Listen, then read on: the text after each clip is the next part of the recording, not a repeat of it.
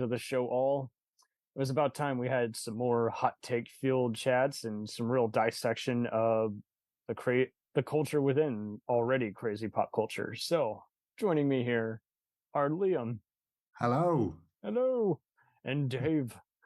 Good evening. Oh, afternoon for you, sorry. Yeah, we're crazy time zones here. From the Watch If You Can podcast show.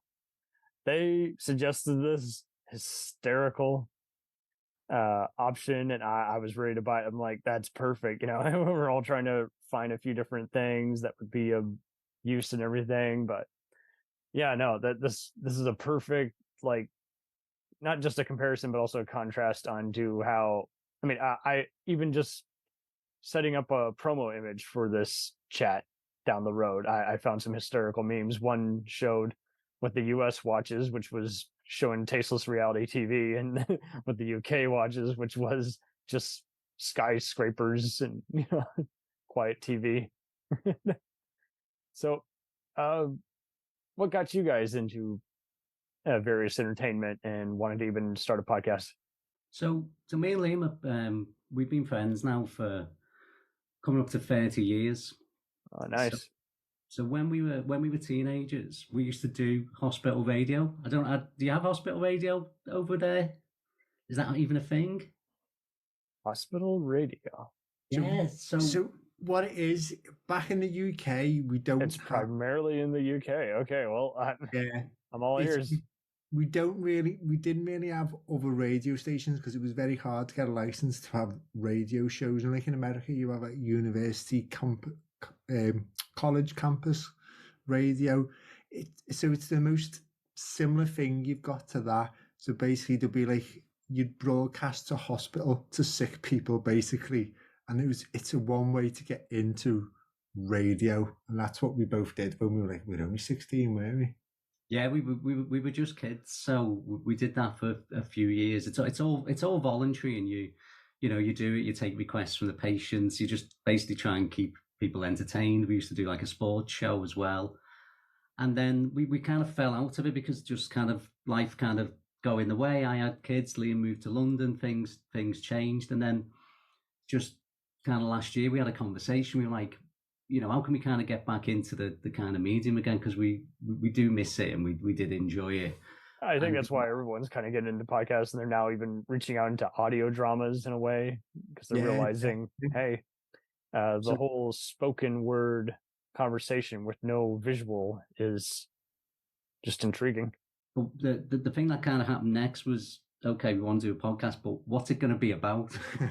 Yeah, what do we do? You know, it could have been sports, it could have been other things, but we just decided that, again, thinking about how long we've been friends, we've been going to cinema together for, we think, probably coming up to 35 years in the next couple of years, because we started going to cinema together again as teenagers. So TV and film have just been one of our common things. If we're honest as well, whenever we got together, we'd sit there and talk about what we've been watching anyway. So we say, well, let's just record it. Let's just. These are hysterical chats. You might as well. Yeah, like we like to think so. Yeah, like no one else listens to us anyway, so we might as well put it out for no one worldwide to listen to us. Validate some random person 5 hours away in Wales. Yeah.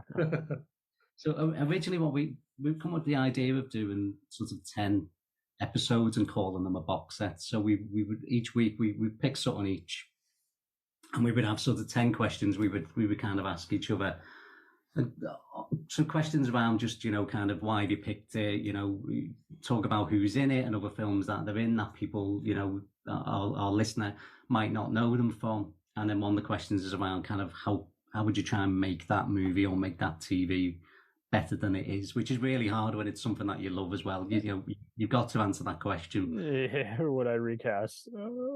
Yeah, things like that. Yeah. So, what about you, Cam? Because one thing that struck me was you talk about a hell of a lot of topics. How do we variety show? Yeah. How do you have time to fit this in? and how much do you know about everything? I know as much as I permit myself to know. I But altogether, I just figured, hey, we can have a variety show. Don't pigeonhole ourselves. Don't be just the horror sci-fi chat. Don't be just the action and other movie chats. And altogether, it was just a matter of just go with it and have fun. And it was before COVID hit, but also I was getting tired of only blogging and everything. And it was like, hey, let's match up people around the world. Let's give them an audience. Let's give them a voice. And it was a bit of everything, but I was already kind of experienced doing a lot of improv and theater in college, and I just said, well, I got to put that skill to use anyway, because internet radio, I'm sorry, that's just not where it's at. Podcasts are definitely where it's a bit of at, but even regular radio still has some audience, if you can believe it. People can't crack the code, but there's always going to be someone who wants to hear an angry talk show host or shock jock out there in the world, and eventually gets mixed in with other radio hits that are still playing 24/7. So I mean, there's something for everybody. I listen to my fair share of college radio, and I have satellite radio, but the main point is that with a podcast, it gave me something to do instead of just have a stable job and only work my ass off and then come home and bitch, or that's exactly what we do. That we both have pretty administrative jobs, really. We're both. Yeah, they're not exciting. No. Desk based. You can't bore yourself. You can't let the keyboard just eat up everything you're doing. And plus, we'd literally only be talking about films and TV anyway. So it's so in our youth, in university, you did film. Well, I did.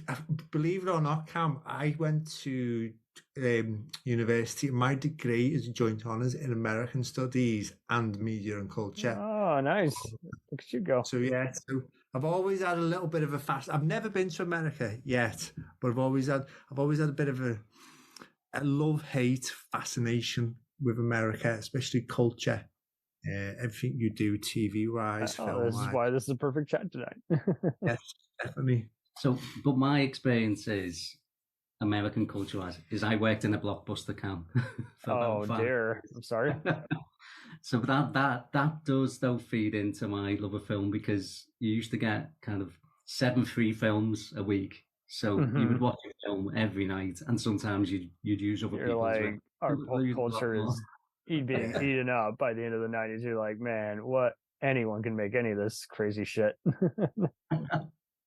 Give me more boobs and killer cyborgs and less of this crappy just movies. I mean, the 90s were insane in that, like, you could fund a movie just over someone's persona. Hey, let's have it be a famous model. Hey, let's have it be a basketball player. Hey, let's have it be a rap star. They can't act, but that's okay. So one of the questions I did want to ask you was just around the cinema experience compared to the UK, because we see a lot of clips on YouTube of especially sort of Marvel films and some of those action films of people kind of cheering and whooping and really getting involved. And in the UK, that just simply doesn't happen. We people mind their business, more reserved. Yeah, we sit in silence, and I enjoy.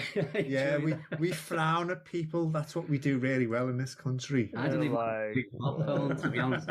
Well, I was just wondering, what's your take on it when you go to cinema? It can vary depending on the theater. Obviously, there's no more the discount theater, but I think the main issue is just now. You still have just those annoying parents in the audience who can't afford a babysitter and should have stayed home. You'll have some people geeking out and being louder than others. It really does depend. My main issue is just when you get to the movie and it's so loud and you're like, whoa, hey, this needs to be a little better mixed. So then it would get even more ironic when the biggest complaint about a movie like Interstellar was that it was too loud and it got a sound mixing thing. It's like, that sound mixing was not good. And We've had that recently with the Spider-Verse one, haven't we? It was the opposite, wasn't it? It wasn't loud. It wasn't loud enough. Superhero movies can be also very overwhelming, where you're just like, okay, guys. So are you for or against like audience participation when like, because like I said, when we see clips of America, like especially I think the famous one is like some of the Marvel MCU ones where the crowd are getting up and they're jumping wild. Oh yeah. If it's very, very clever humor or just like a badass movie, like someone's, leading a brigade in a war movie, or it's an intense martial arts movie and they're finally, he's owning the baddie in a fight, that's cool. That tracks. But when it gets down to like very divisive, or people are literally shouting or saying, "Hey, shut up," it's like, no, you shut the fuck up. I was already minding my business. Every once in a while we would get that. We would get someone who clearly didn't even want to be at a movie, and they would shush us. And I'm like, well, that's very British, isn't it? Yeah, but she doesn't even want to be there. So it's like, you leave. See, I remember years ago I went to see, I think it's a Coen Brothers film, is it Burn After Reading? Yeah. Brad Pitt. Like, it's not a great film. It's pretty weird. Yeah, it's pretty weak sauce. There was a guy behind me who found everything hilarious a long time as well. Do you know what I mean? And it was like, It got to the point where it was annoying, but then there was a group of us went to see, it became funny because we were listening out for him more than the film. I think that's right. You're done with the movie, but let's just crack on with this guy. And he was laughing at the most mundane. Yeah, he was just laughing. I was like, but it was quite funny. It was better than a film. A cinema experience, actually. Now you've just said that, when Scream came out, the very first one. Oh wow. First one, I went to a packed out cinema, and there was a guy who was about 2-3 rows behind us who was laughing manically. And he was on his own, and that made the film more scary because it felt like you had a psycho two seats behind. Really? You actually added to the experience. But have you found this new trend of people taking pictures and videos in the cinema? I've had that experience. Really not. And I will sit in the back, but if anything, I'm checking my phone real fast. But I am not. I think it's really only with superhero movies, just people wanting to talk shit and report something for their pretentious blog. But don't get me wrong, it's always going to be out there. There's always going to be someone who you're like, whoa, dude, manners. So what, do you have like a multiplex by you or local cinema? There's various brands. AMC is probably one of the bigger ones, and there's all kinds of brands. I think the main issue is just ticket prices are just, I can't justify it. I can't do it all the time. So you pretty much from that point on say, I'll see it, but only when it comes to streaming, or only when it comes onto cable TV. You pretty much got to set your time and money up front. And it's even harder when you got to tell people, hey, I'm glad you were having fun at this. I want to see it, but not this instant, or not with that person who is very annoying when I watch a movie with them. Or I will watch it, but probably at 2 a.m. on HBO so I can skip through it because it looks very boring, or I really don't have any general interest. Sorry, different strokes for different folks, but it does get annoying when you're having to kind of just dissect and pick everyone's brain and just say, well, I don't even know why anyone else is excited about this. I see nothing fascinating about this at all. So I've just learned to just kind of just not be the snob in the corner. Don't go what the hell, just sit, observe, and listen, just like you would if you want to just do casual joking, just part of the theme with our sort of podcast is we generally only talk about the things that we like. We don't generally badmouth other like actors, other films, TV series, because something that we don't like is potentially something that someone absolutely loves. And I'm sure there's things that we love that people out there absolutely hate as well. And I just think we try and be as positive as we can about kind of movies and films. Yeah, get past the divide. I mean, if there's going to be like 5 more sequels of a popular franchise, there's no hurry. You might as well wait till. I always try to wait till the franchise is mostly concluded, so that way I don't have to update the ranking anytime soon.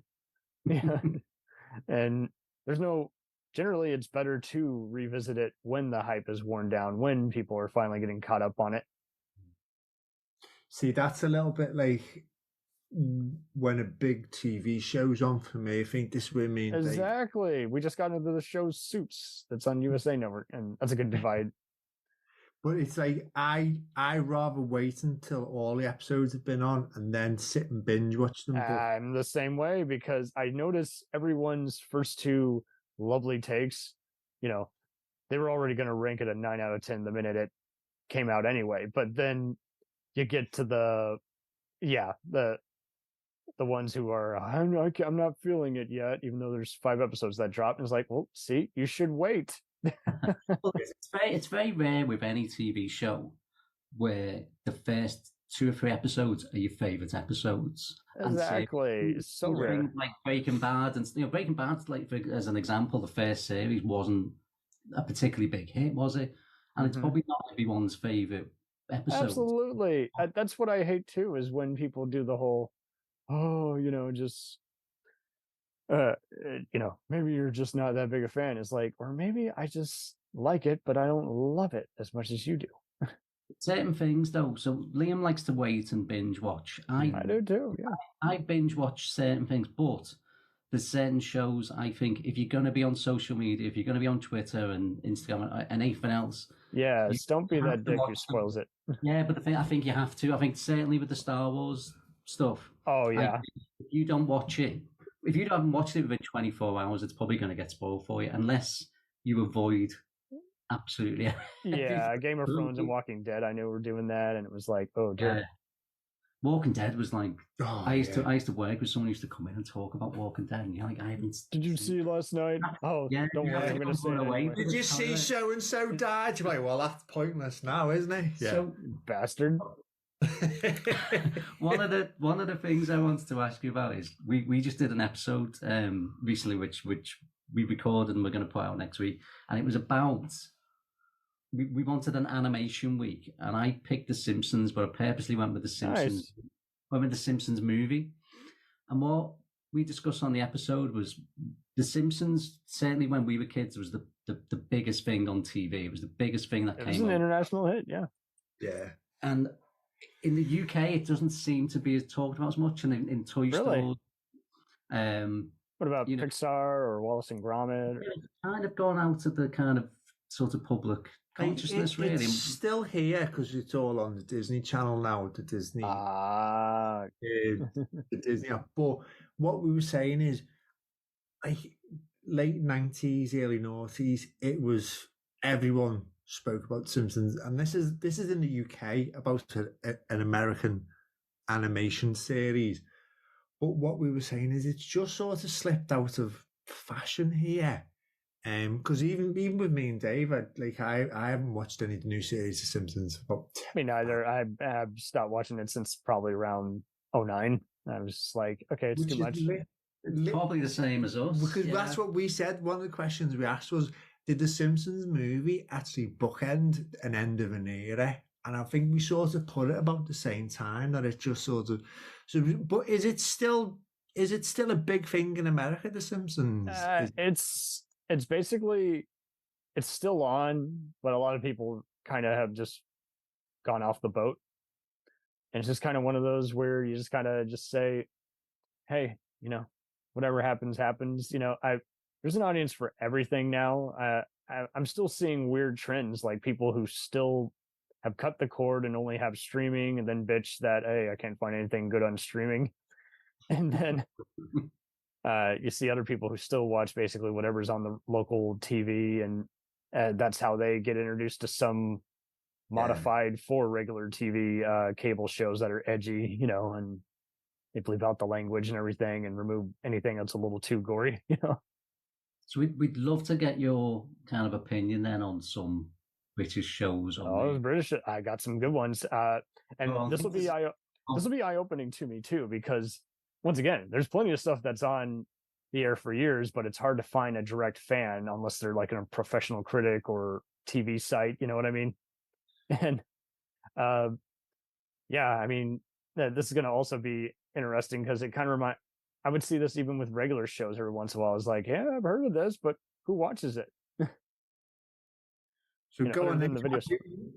You give us one of yours, and then this is good that we're doing this because, like, I even have done this with other movies and shows that are actually still big, but they're in totally different countries.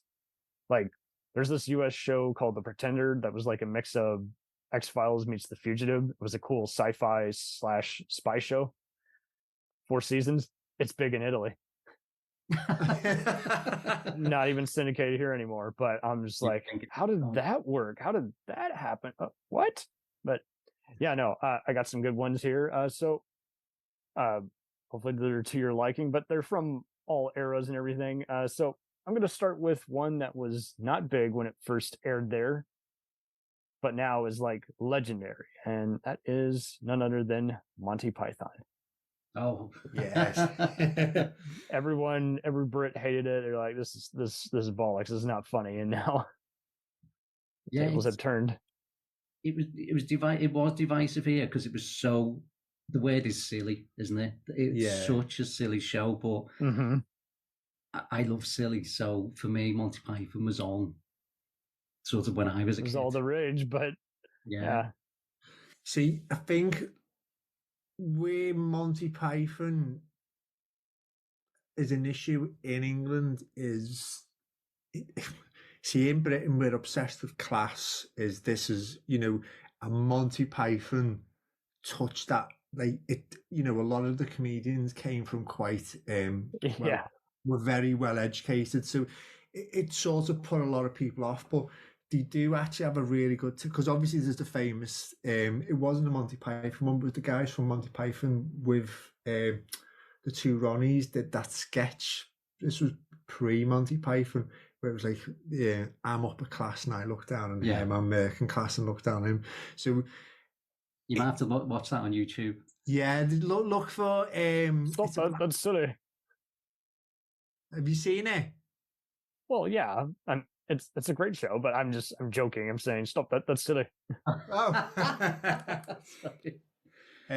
So it's a weird one because I wasn't the biggest fan of Monty Python growing up. I knew it was there. It was the films that I got into later, but we was never really on in our household growing up. And I think that it was that class thing. It didn't quite transfer because we're from quite a working class family in Liverpool, so so this is what I'm saying. It's can't be laughing. You can't be doing it. Yeah, it's a bit like, well, but I think we had, because of Faulty Towers and John. You think that's it? I think that probably brought me round to. I used to watch the series, but as you say, the films obviously then take it to the next level. Oh, I think yes. That's where I got into it. The films are absolutely genius, and it's just they're so quotable as well. The recent thing that's been funny is John Cleese was complaining that Monty Python TV show is not on the BBC anymore. Yes, but the BBC sold the rights to Netflix. Really? It's on Netflix. So John Cleese had a post out on Twitter complaining, and everyone instantly replied and said, he has so much free time. He's talking about cancel culture and everything. It's like, dude, he has. He's gone a bit grouchy, so we have so the equivalent of sort of Fox News here is a channel called GB News. Oh, it's awful. And I think John Cleese has sort of guest spots on that. He's gone that kind of he was a big advocate for Brexit at one point, I seem to remember, even though he doesn't actually, I don't think he even lives here anymore. Probably not, no. So Monty Python's an excellent one. What else have you got for us? No, good to hear. But yeah, it can be a little time consuming, I guess, because it's just eye-opening to just say, you just kind of wish people would just realize, hey, you have this, but we didn't always have that. It just, you can't expect everybody to just agree on the same thing, but I'm even seeing people talk smack about stuff that was so many years ago. It's like, well, this is how they did things back then. Yeah, it's a completely different pace as well. Such a different pace nowadays. Yeah. Yeah. How many are also big on another John Cleese program called Faulty Towers? I'm amazed it was only 2 seasons. I swear it was on for years, but that's just because PBS and other local stations would air repeats nonstop. Yeah, I think there's only 12 episodes. 12 episodes, yeah. 12 episodes. See, and everyone forgets it was the girl that was the co-writer on it all. Was always a Connie. Because John Cleese gets credit, but it was the girl who played the receptionist or something. Well, they were married at the time. Yeah, there was Chef, which would be on with Lenny Harry. Saw a bunch of that. Yeah. Oh no, Basil Fawlty is an absolute. Oh, I think the scary thing is, I imagine you watch Basil Fawlty and think that character is over the top and can't be real. But I think we've met people like that. I think there is people that behave in that way. Especially in that industry as well. He's very British as well. I know. Yeah, how British can you be? Yeah. I think Basil himself was based on a hotel manager they met, wasn't it? When they were on tour, he literally based it off a real person. Oh damn! That, but yeah, him and Connie Booth were married at the time. But she co-wrote it all, and she doesn't get the credit. And then people always say, "I was John Cleese." She co-wrote it. But the thing as well, if you watch it, you see mistakes in it because it was filmed live, wasn't it? It was the same way sort of a lot of American shows, Cheers and Frasier and stuff, are filmed in front of like a live. I've seen that with a lot of shows. It seems like whoever pitches it somehow doesn't get the creation credit, and it's like, well, was it whoever produced it and created got the creator credit? What's going on here? How do you feel about kind of just the volume when it comes to American shows? So, Fawlty Towers is a classic because it's 12 episodes. It's 12 episodes. We think our version of things like The Office and some of those other shows, they've only a couple of series. Our seasons are like 20 odd episodes. They're very, very short over here. What's your take on the just sheer volume of what? I think that's just it. Everyone's slowly reining in from just the oversaturation kind of now, because it's just so much. It's like, what do I keep up with? What do I watch tonight? Because some people want to, like you say, just do one at a time as opposed to watch the whole thing, and then you get other ones who just want something that's, I don't know, they're just not in a deep thinking mode because they're exhausted from work. They just want something that's instant laughs. So I think everybody's their own worst enemy kind of at this point. But that is a good point on who would have expected there to be like a gazillion other foreign versions of The Office after Ricky Gervais's brilliant TV show brought it. And I love hearing the various podcasts that talk about it, because so many people are like, hey, everyone in LA knew what it was about because it was on the remake train. But most people had not seen it. It wasn't broadcasting anywhere or on disc yet. We see, I prefer the American version of The Office, if I'm honest. Like, don't get me wrong, the English version is great, and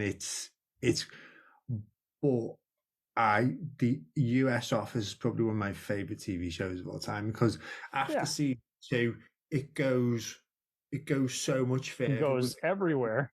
And it's, to me, I think it's absolute genius, and it's a little bit warmer than the UK Office as well, as in it's not quite as cruel.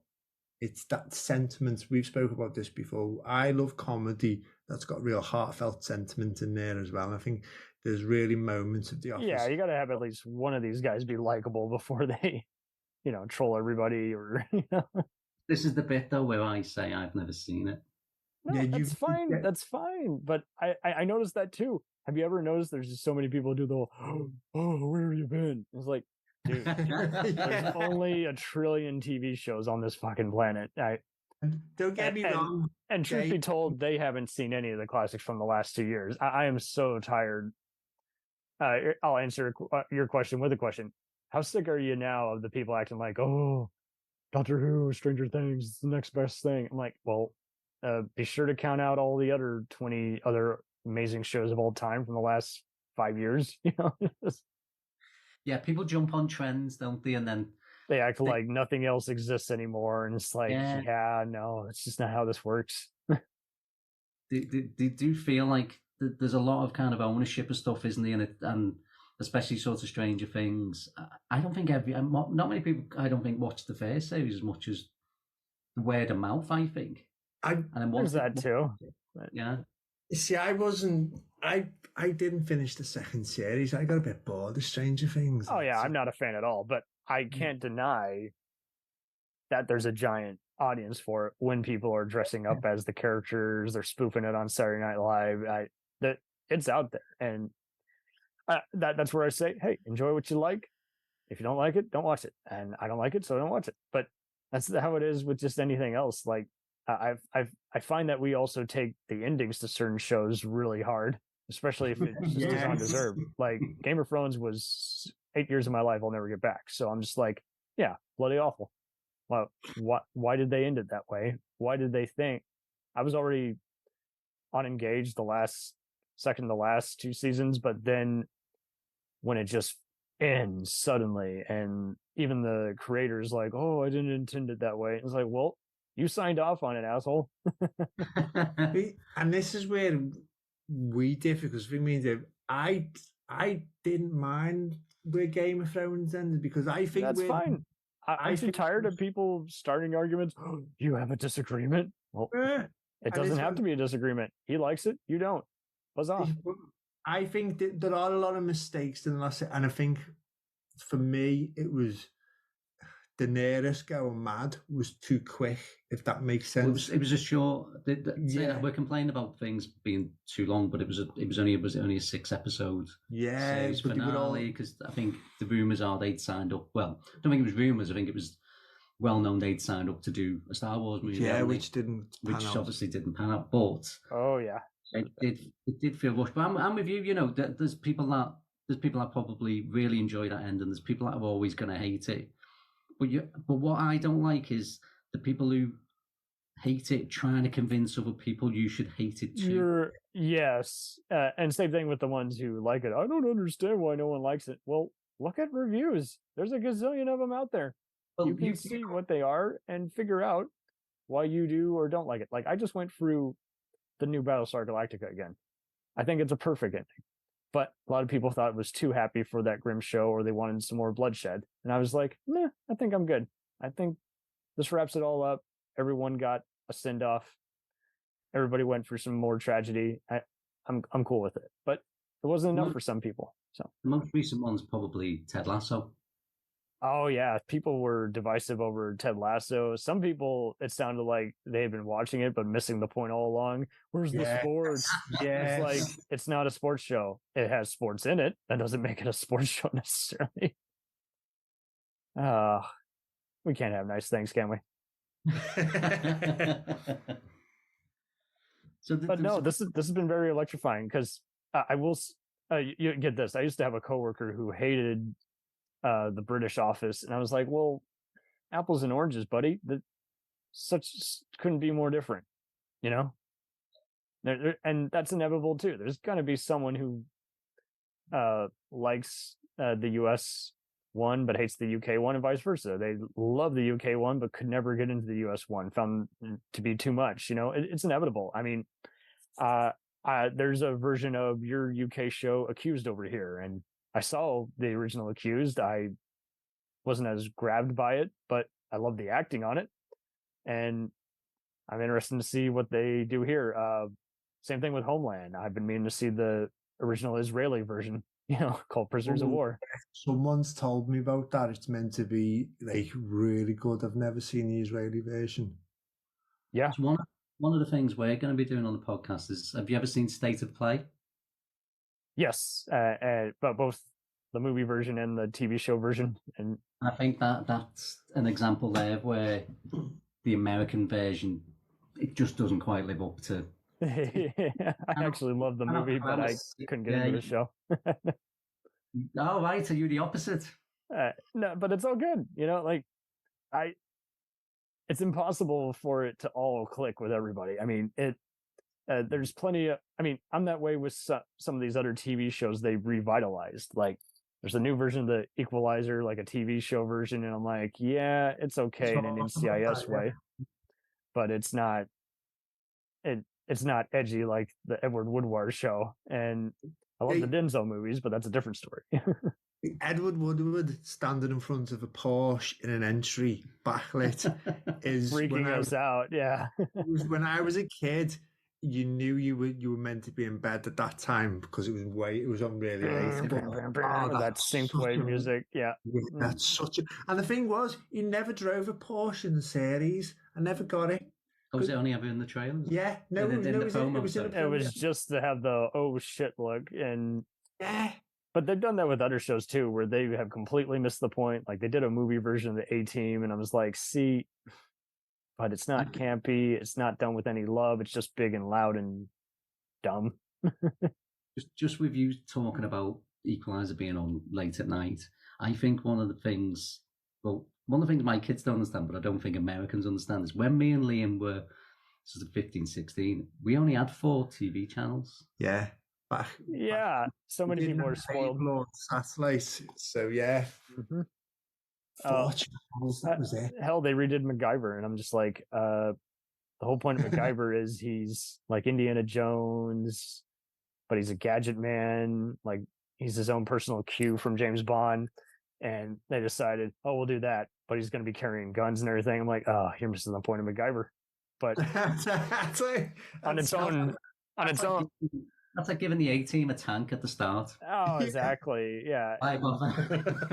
It's not that it's so different so much as it is, why did you even do another twist on it? Like, it's just so out there.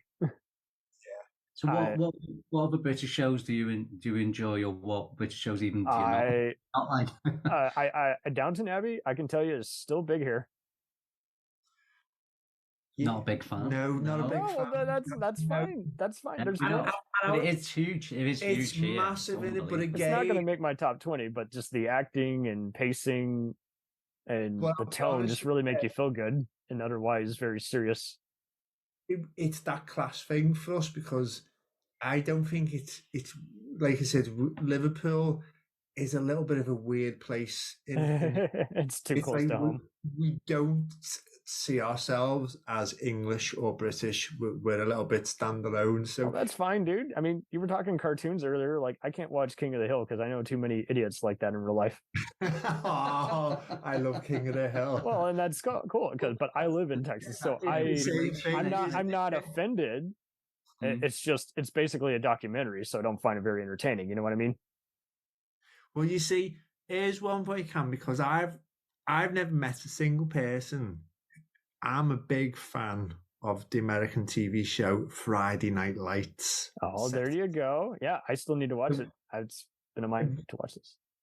Because it's like, I don't know how I managed to find it over here, because it's about small town Texas college high school. It's a big Universal show. Yeah. Yeah, but I just think it's one of the best things that's come out of American TV in a long time. And I was just hoping you may have seen it, because I've yet to meet anyone who's ever watched it. It's been on my to watch for a while, but it is very huge here, and it's on almost all the streaming platforms: Hulu, Peacock, Netflix.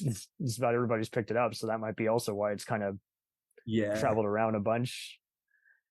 But no, that was cool to know, because like I see other people who act like instantly because something represents a certain country, everybody's into it, and it's like that's not true at all. There's going to be plenty of Americans or British guys who couldn't get into Ted Lasso. You know, it's a uniting kind of show, but that doesn't mean anything. I mean, there's plenty of shows that again have a European or Japanese character, but they don't give a shit. They're just like, yeah, so. We'll return after these messages.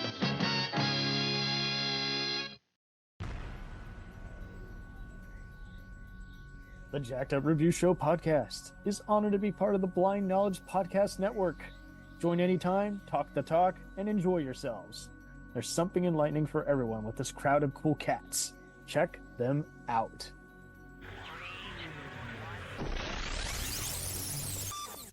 Hey, it's Brent Pope, the host of Breakfast with Brent Pope. You've seen me on some of your favorite TV shows saying things like, "Give it up, Jimmy. You got to sink this putt to win." On Breakfast with Brent Pope, I sit down with guests from the entertainment world, and we do it all over breakfast. Or should I say Brentfast? Every week on Brentfast, you get inside Hollywood info and tips, great breakfast recs and foodie debates. Most of all, you get the most delightful 30 minutes of your week. So dig in. It's Brentfast time. Listen at Brentfast.com, Apple Podcasts, or wherever fine podcasts are found. Do you ever find yourself thinking about who would win in a fight between Goku and Superman? Hi, I'm James Gavsey, and on the Who Would Win show, me and my co-host Ray ignore anything important happening in the outside world and debate fictional battles between characters from comics, movies, and video games. We got a new show every week, and almost always am I the winner. Yeah, not true, Ray. In the past, we've discussed such matches as Captain America versus Darth Vader, Solid Snake versus the Iron Giant, classic matchups like RoboCop versus Terminator, and even the Muppets versus Sesame Street. That one was crazy. So if you're a fan of geek culture and love a spirited debate, check out the Who Would Win show wherever you get your podcasts, or check us out at whowouldwinshow.com. Simon Cockle is a big, fun movie critic pal of mine who I've had on a few times, and he can't stand Love Actually. He's like, see, this stereotypes and makes people think this is what us British people are like. I was like, well, I never saw it that way, but okay. Well, if it offended you, I get it. What do you make of that when you think people are taking a movie way too seriously and you're like, I don't think they meant any harm? Yeah, I think that definitely happens here. Too much. Yeah, probably too much. It's. I think people like Ted Lasso is the perfect example, isn't it? Like I say, it's the ending was quite divisive, but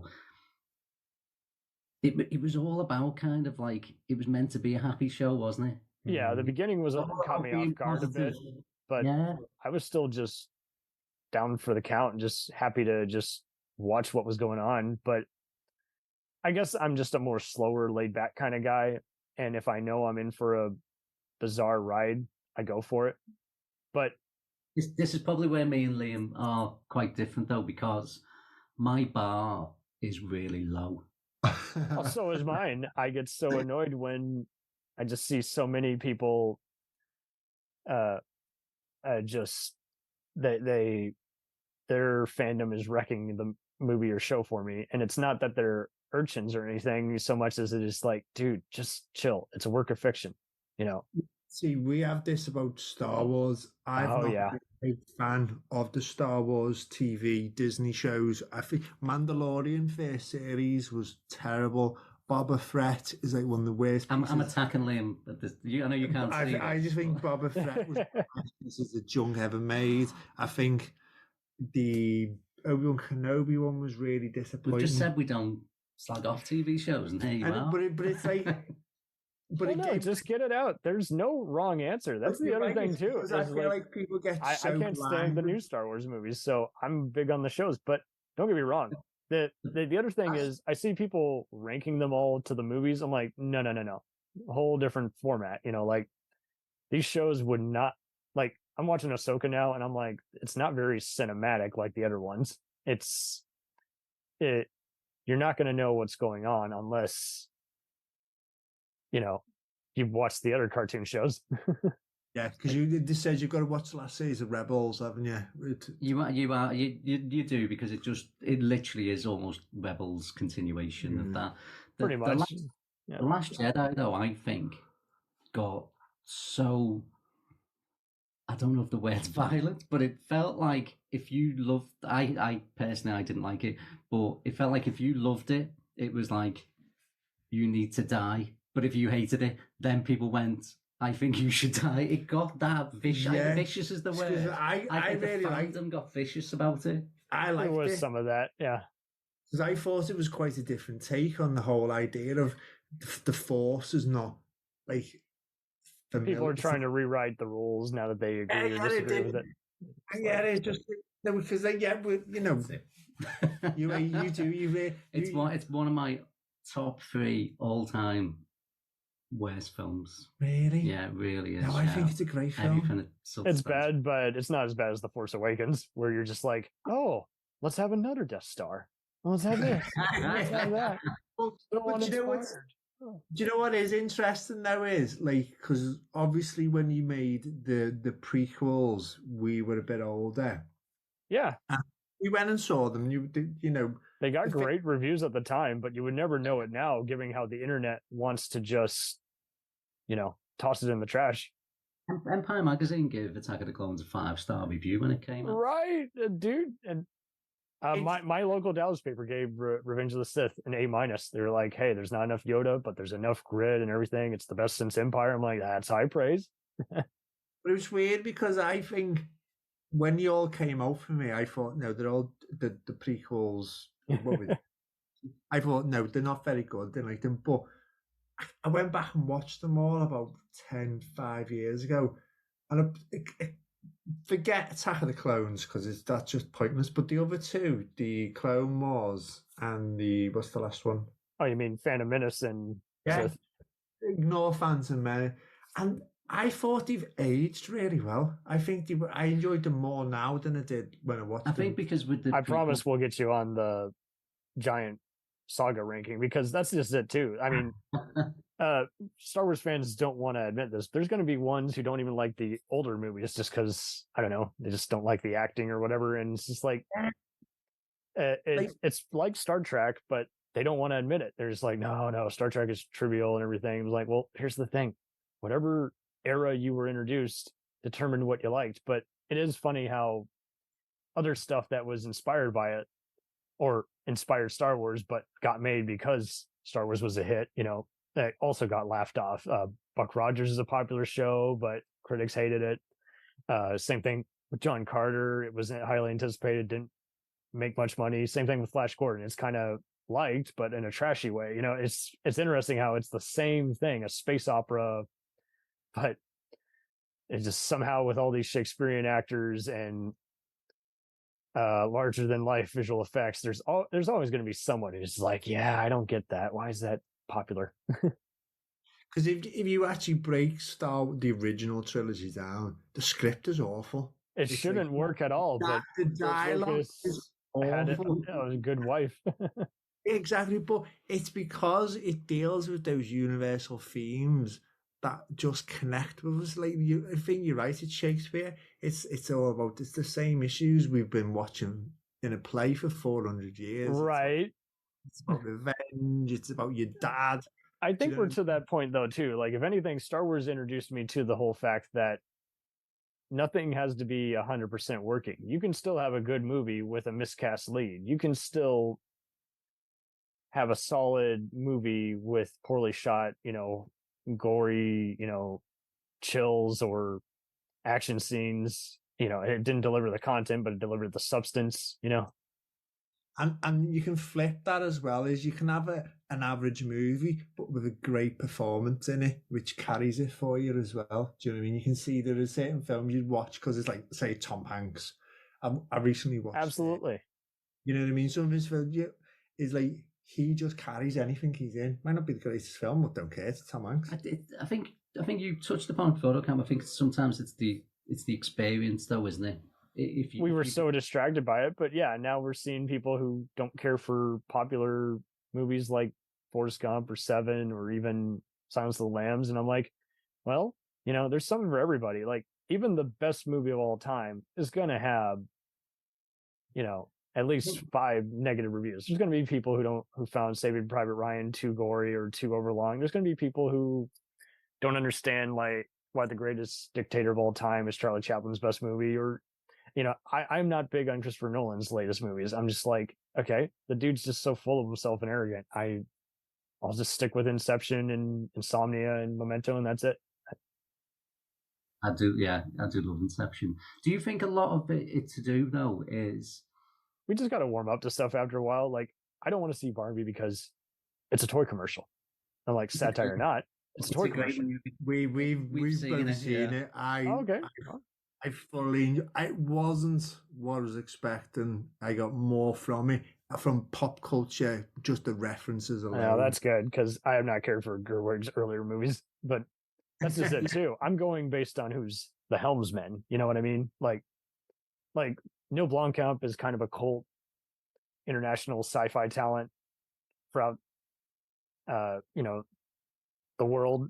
But if you weren't big on District 9 or Elysium, you're probably not going to see anything else he's done, like this upcoming Gran Turismo. So it's interesting how the whole "you're as good as your last movie" may not always apply, but it does to some extent kind of apply. You know what I mean? Do you think one of the problems is, so you mentioned Seven then, when Seven came out, I don't think we'd ever seen anything like it on the cinema. That dark, that kind of now it's second nature. Now everyone's got a CSI kind of show, minus the maturity. Do you think revisit things like Seven and go, oh, it was okay, but that's because they've probably seen so many things very, very similar to it that if you're only watching Seven for the first time now, it won't feel the same way it probably does to us three when we certainly. Oh, absolutely. Different era, inevitably. And sometimes I feel like, like there was this one Japanese art house movie about a Yakuza boss who's slowly dying. I just knew I just wasn't going to get into it. So I had the commentary with the film historian playing while I was watching the subtitle movie. That made a big difference compared to just me watching and looking at my watch. There are times where you do need another reference point, another film history book, which is practically all I read growing up. Oh, this movie changed the world, yada yada. And it's like, oh, interesting. Okay. Well, one question I had, Cam. So we were talking before is, how do you feel as an American when all these British actors come over to America? They took our jobs. No, I'm just kidding. It's fine. And so, but is it like, do you hear their accents and go, that's a terrible accent, that's an awful accent? Because whenever we hear an American actor do a British accent, it's like, oh, that's terrible. How is it? I think they mostly own it. The New Zealand guys and Australian guys are obviously the kings of it. Guy Pearce, Russell Crowe. I do legit respect Cumberbatch because he can do anything at this point. He's played so many historical figures for ITV and the BBC, as well as, the Marvel guy. He's probably one of the few superhero movies I'll actually watch is Doctor Strange. But then there's all these other great, ensemble pieces he's a part of. He's a good voice actor and everything, but every once in a while he will try to do a Boston accent or something. And you're like, it's just sticking out a little bit. Whatever take you used, it's not as bad as some of the other ones. Like Sam Worthington, is like the Avatar guy. His career isn't exactly. He is just the very bizarre career altogether, but he just can't hide his accent. So it does make you wonder how much of it is the rehearsal versus what take they used versus whatever. But I think my main issue is people will invest in an actor but not give them any good material. Like I take it Luther is a very popular show there. Yeah. But I for a while I wasn't really excited about the next Idris Elba movie because they just kept putting him in just stuff that was not worthy of anyone's talent. You know what I mean?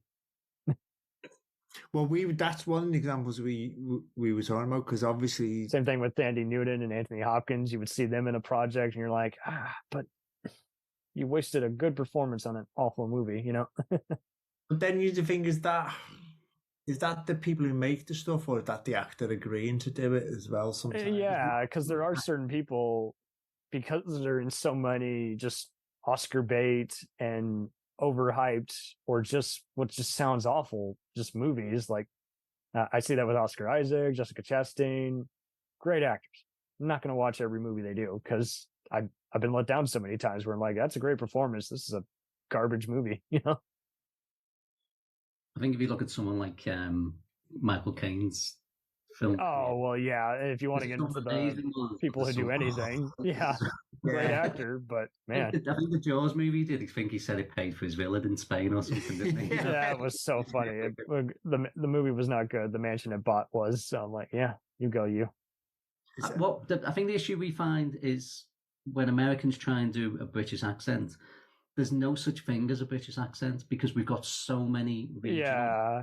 Kind of like Southern accents. They always like to do the whole "howdy, y'all." And like, what? If we were doing an American accent, that's what I would do, or a Brooklyn accent. It's just so ingrained. There's people who think if you come to Miami or Dallas, everybody is dressed like a CSI or person on Dallas, and it's like, well, that's just pop culture happens, man. But it is. We all wear top hats and have canes.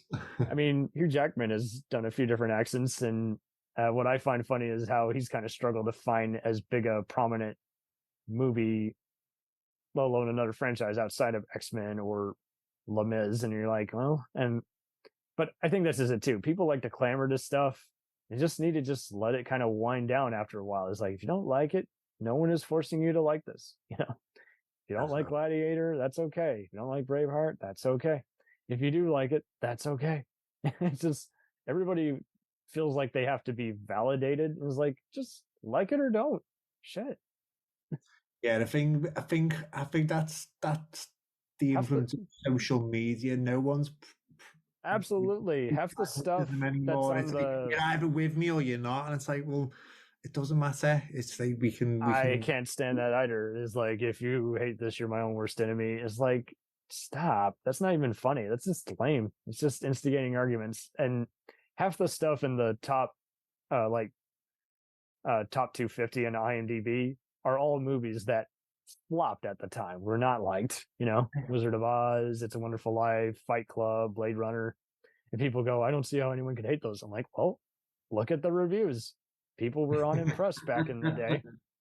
Hellraiser was not well liked, but nowadays it's kind of beloved by many sci-fi horror fans. But don't get me wrong, I still will meet people who like all these unwatchable, ungodly, just demon possession and paranormal movies. I'm like, you guys are such fraidy cats. Those are not scary. And yet they can't do any monkey's paw or other fun psychological thrillers. And I'm just like, okay, well, whatever floats your boat, but don't tell me that's scary when it's all computer graphics or based on your own personal fears and not the hack filmmaker. I'm sorry, I'm going on a tangent, but I just find it interesting how half the time you wonder if they're reacting to the movie or if they're reacting to their own 2 feet, twitching. No, I know what you're saying. Just another one, Cam, because I'm a big fan of this one. I'd like to get your take on it. The original Roseanne. Did you ever see that or watch that? What was the your original Roseanne? Oh yeah, it's very big here. I think not so much now because she's just not a nice person in real life. Long story short, no, but I think what was fascinating growing up when we were kids is we didn't get to see that poor working class American family on TV. There was a voice for everybody growing up, but at the same time, you didn't really know how much the person was playing themselves, if they were even a good actor or actress. And I think that's another thing. You were talking about the Star Wars earlier. I'm kind of looking forward to the upcoming Frasier revival because it's the same crew and everything, but I'm not as big on some of the other sitcoms they brought back. Will and Grace, I thought they did good, but I was just like, there was other ones where I was just like, see, the laugh track is so forced here. The person is just showing their age. They're just not funny anymore.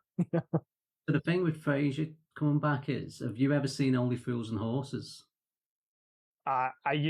This is about the 6th podcaster I've had on who's talked about it, and they mentioned it. I have meant to watch it. Basically, that's another one that I hear is very divisive. Like, some people will be like, "Oh, what are you talking about? That's not funny," and other people will be like, "Oh, you just don't get it. It's hysterical." It's a British classic, but Nicholas Lyndhurst, who's one of the main stars of that, is going to be. I think there'll be a bigger audience in the UK for the new Frasier probably than I think anywhere in the world, because I think everyone it's just comfort food. People like witty stuff where family members are kind of infighting, playing pranks on each other. But no, that is so true. That you never know where it's going to land, really. So you take all the punches, you take all the reception, and you milk it. But you see, well, I had a little bit of reservation about the new Frasier because I watched the first reboot of the Sex and the City because there are some and it was British guys on there. awful. It was awful because it felt like it was written by. I said to Dave, I said it felt like it was written by a 60-year-old white man who can't understand. So bitter, yeah. And it was like these young black people, who dare they? These women, and it was so not what Sex and the City was first time round. And I'm just a bit worried because I don't know Kelsey Grammer. I don't know what did I hear he was a Trump supporter and things like that? He is, but he's just an old school Republican. But I think he's a pretty cool professional behind the scenes compared to the other guys who you're just like, whoa, you're just a dick, like. I think Frasier's in good hands. It's in good hands. Do you know 24 is pretty big over there? Yeah, 24 was big over here. Especially because it even came over to London. Yeah. Well, 24 got picked up by the BBC, so 24 used to be on BBC Two. Non-stop, along with Doctor Who. For American TV shows, was never really on the BBC. It was very rare. So 24 was pretty big here. Well, I said to you, I think when 24 came out over here, it was the first time there was a shift from watching TV, watching it once a week, to binge watching. And you got to watch every single one. I think 24 was the watershed moment of that was the first TV show I remember going, I want to go and get the DVD and watch the whole series. That was like absolutely. Like that was a monumental time in TV history. It gets overlooked a little bit now, if I'm honest. But yeah, no, 24. We're a big Kiefer Sutherland fans here, anyway, aren't we? Yeah, he's touring with his band. Great actor. Yep. Yeah. What do you also think about how it kind of encouraged people to kind of split the bill, make international productions, like Rome, which was both a BBC and an HBO, Well, we've also got Band of Brothers as well. Band of Brothers, yep. Doing the BBC, put a bit of money in that as well. Speaking of, and then ITV, which is owned by Fox, decided, hey, we got to get on the 24 bandwagon. Let's come up with a show called Spooks, which is very big, but it's very hard for me to find a bunch of fans of. So I'm watching that right now. Are you really? Okay, very awesome. It's so weird on Hulu. You can tell which versions are the US versions versus UK versions, and it makes me wonder did someone lose one of the main tapes? Because there are certain cuts that they make for language and nudity overseas here, and you can always tell because the logo is different. It's MI5 versus Spooks. Yeah, Spooks for some reason was just one of those shows that kind of passed me by. It's kind of your guys' Mission Impossible in a way. Like adults watch it, but kids don't watch it. Yeah, I'm trying to think of what but Peter first, similar dynamite actor.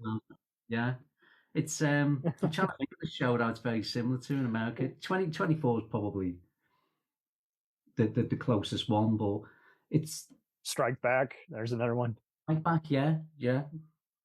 There's loads of those crossovers. Soldier was another one that introduced the world to Peter Wingfield before he made Highlander. Well, isn't the new series of the Amazon picked up Highlander or? No, there was Outlander. Outlander, that's what I'm thinking of. Yeah. Okay, yeah, that was a Star show, and I think they're continuing that. I gotta ask you guys about Prime Suspect. That was like the queen of hard-boiled procedurals. But before we had, we Americans got stuff, years later, like NYPD Blue and Homicide: Life on the Street and all the Law and Orders. But you guys, in fact, I even like your guys' version of Law and Order UK. I just perfectly cast. I love the old school approach. Show the arrest, show the legal jurisdiction, then show the court case and keep everyone in suspense. And then you have all these other geek favorite actors like Freema Agyeman and Jamie Bamber as part of the cast. But Prime Suspect, you could pretty much only get that like from PBS book clubs, like that was not everywhere. It was so gritty, and it introduced the world to Helen Mirren. She's an absolute genius. Did you ever get Cracker over in the UK? That was another one. I still need to watch the DVDs, and I got so angry at myself. Rest in peace, Rob Coltrane. But yeah, Rob Coltrane's pretty well liked for Harry Potter and James Bond. But yeah, In fact, I see 24 creator Howard Gordon even say like Cracker and Prime Suspect are his like two main bread and butters. Like that's what inspires him to make a gritty character piece. And I think people just learn so much from British TV, not only just how things are done and what have you, but also just slower burn. Because you see other people try to do a slow moving show and it doesn't take off. It's just they're too full of themselves.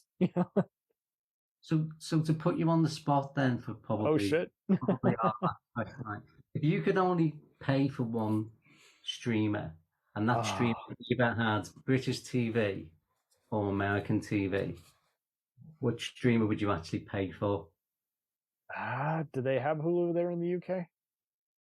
No, Hulu's on we get through Disney Plus. Okay, then we'll probably do Disney Plus, but I'm only going to watch all the awesome like British TV shows on there. Good answer. I don't want any of the cartoons and everything, but yeah, all the other international, Italian, British, American, even Swedish and South Korean shows, they're all going to be on there, and I'm going to watch them. And don't get me wrong, Amazon has some good stuff too. I've been getting into a lot of Icelandic and Nordic noir, they call it. But I mean, it is a tough toss up because there are so many shows that get discontinued by certain platforms. I know Netflix is kind of just thrown in the towel half the time these days. It's like people want to hate watch their shows now to where I'm like, just cancel them, send a message. Lincoln Lawyer is a good show, but that's a needle in a haystack, Well, I'm a big Michael Connolly fan, so sweet. So I've read all the Bosch books, Sweet, dude. We'll get you on another special on those, I promise. Books. But I really liked Bosch. You weren't a big fan of Bosch, were you? I watched about maybe 3 series and it just faded away. Every week got very similar to me. I thought Titus Welliver was brilliant. Oh, I think him as an actor is amazing. But I think as a series, it was very formulaic. No, it's fine. My sister loves all those other crime shows, and she couldn't get into it. And my issue with Bosch is he's so good, he makes everyone else look like a very amateur hour. Yeah, basically. Yeah. But I think. So Liam is a fan, you, Dave, are not a fan, but that's okay. There is no right answer. I see so many people that do the whole, that's just wrong. I'm like, or they'll do best show of all time ever. I'm like, well, until that last season, like I love every season of Oz, but some people hate the last 3 seasons. I like Sopranos, but I'm going to side with the whole thing that ending was bollocks. It was just very anticlimactic and done just as a dick move. But I see other people try to defend it now. I'm like, no, don't you dare. See, again, I like the end of The Sopranos. I was just like, what? It just ends just like that? Not what I signed up for. It just was saying it just keeps on going. Life just carries on. And that's I got so that. You don't think he got killed? No, I think it was just because he just went for a meal. I just would rather... In my mind, he went to another state. He's always on the run now. Season 5. My point was... That's why I like an ending like that, because the 3 of us all have a completely different view of how it ends. Yeah, but the thing is, they really spited their fans. That's what got me. I'm like, don't start wars with your fans. Well, are you guys big on The Wire? Because that stars Dominic West. Absolutely loved The Wire. I think seems like it's pretty big, and I've even seen some British guys in commentaries saying it's big internationally. So I'm like, that's very enlightening because apparently a lot of the cast didn't know, and the producer didn't know. Idris Elba's in there too, and they don't watch their performances because they don't like to get too close to something, and they like to just have review or secondhand opinion saying do more of this and that, and so. Don't you feel like a lot of actors have to explain that to more and more people? They're like, why don't you watch your movies? And you're like, I lived it. Yeah, it must be weird sitting watching what you've been involved in and plus they film stuff like sometimes a year or 2 years before it comes out, and it'd be like, well, they've moved on, they've done other stuff. They have absolutely moved on. Rest in peace, Ray Stevenson. By the way, I mentioned Rome. He's pretty well liked. he's brilliant in Ahsoka, isn't he? The couple of episodes that have been on, and he's only going to get better as that series goes on. But that's just it. Like, I feel like half these shows we watch and we go, those were great. We only saw them back in the day, or we saw them once. We didn't see them all the time. And so that's where I feel like we get a little even more subjective. There's some shows that are just so intense, we don't really want to watch them again. And then there's other ones where it's like, that's good, but when's the last time you watched it? You might not have as much fun on this rewatch. So this is where me and Liam are quite the opposites. I'm a big rewatcher of things. And okay, no, that's cool, because there's some stuff that gets problematic when you rewatch it. I'm different. I don't rewatch films, but I rewatch TV. Like, I've watched The Wire handful of times. Yeah, 4 times. I quote it all the time. Yeah. It's all in the game, yo.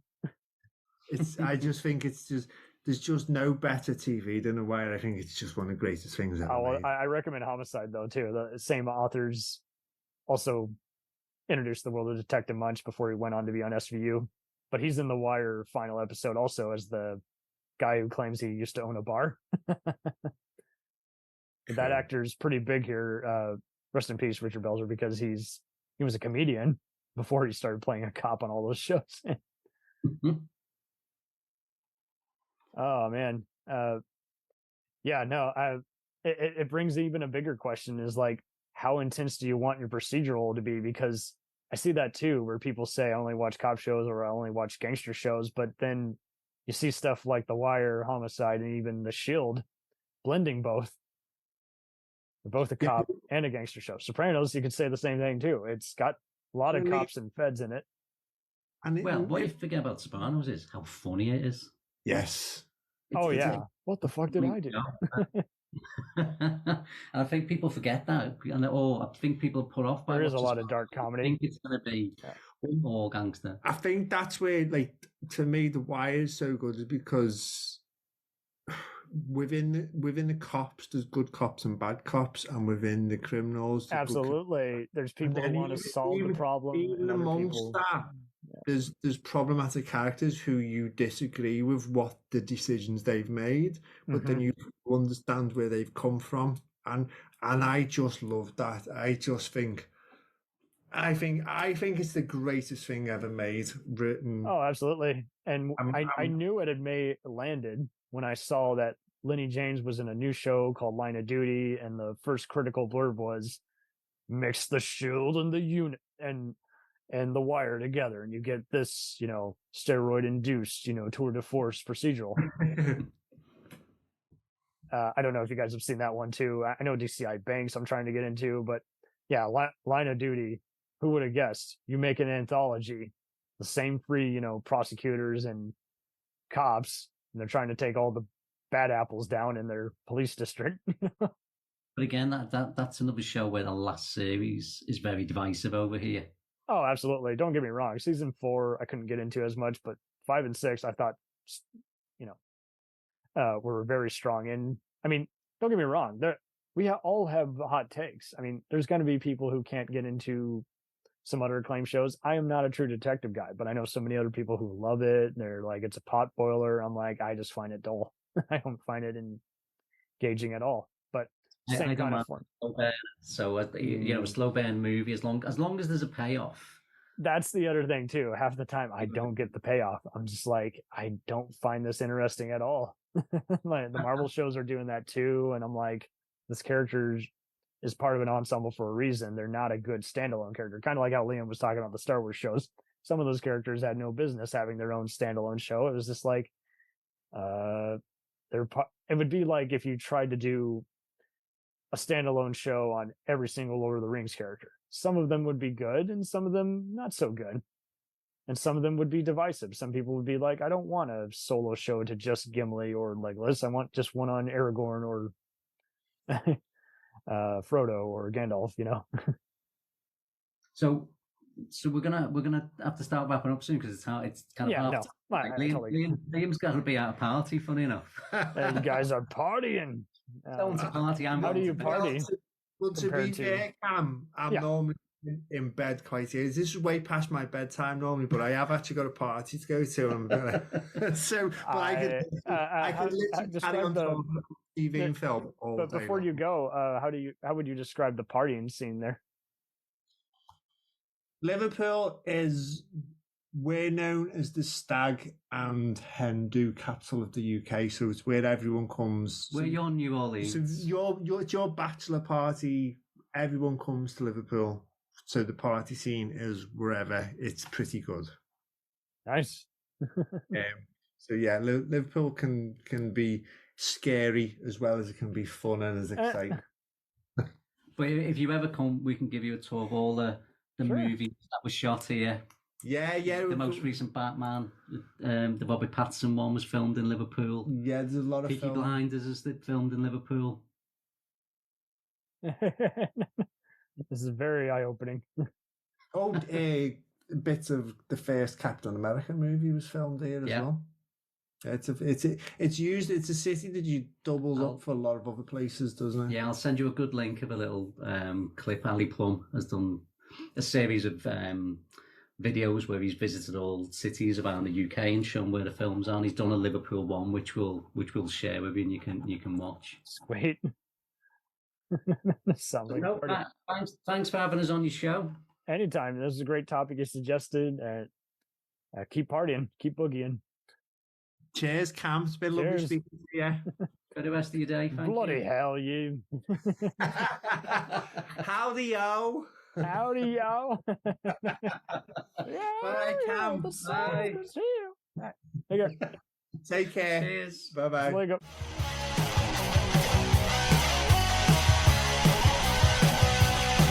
Follow us on the web on Facebook, Twitter, and Instagram. The podcast is available on Podbean, Spotify, iHeartRadio, Anchor, Apple, and anywhere else podcasts are available. Feel free to review our show and leave comments on any of those sites. Thanks a million for listening. It's a jacked up